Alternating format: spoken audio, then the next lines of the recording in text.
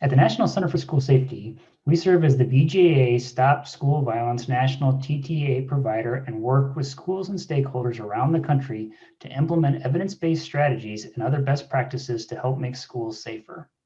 Anonymous or confidential reporting systems evolved in the aftermath of high-profile and horrific school shootings. But the growing implementation of reporting technologies across the country revealed something that many school and safety experts have known for decades: that mass shootings are just the tip of the iceberg in terms of the total injury burden in schools. Interpersonal, intimate partner, and self-directed violence among students is far more frequent. And providing students, staff, and parents with a method to identify an individual who is a threat to themselves or others is a valuable tool in the school safety toolkit. In this video, we discuss some findings related to extreme risk protection orders and how they may help protect schools through reporting. My name is April Zeoli, and I'm Associate Professor at the School of Criminal Justice at Michigan State University.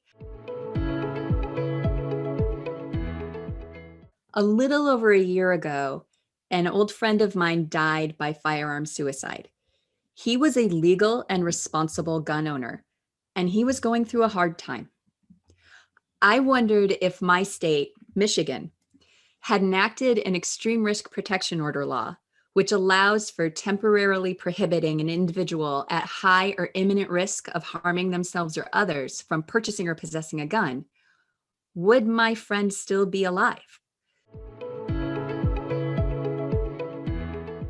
We don't yet know much about how extreme risk protection orders are being used.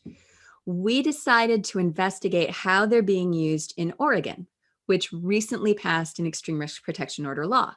We wanted to know the reasons people were petitioning for ERPOs. Is it mainly for suicide risk? Is it for risk of harm to others?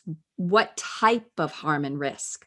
What behaviors have led to the petitioner believing an ERPO is appropriate in this situation? The first is that ERPOs are being used to prevent school shootings.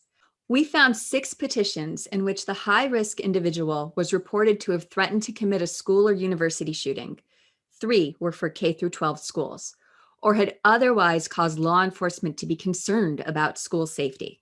The second thing we learned was that these were all people over the age of 18 that made threats against K-12 schools, who therefore would not be known to staff at the school as risky and in need of monitoring or intervention. These people were of age in Oregon to purchase a gun, or they already had a gun. The third thing we learned was that the ERPOs were granted in these cases, making the high-risk individual unable to legally access guns.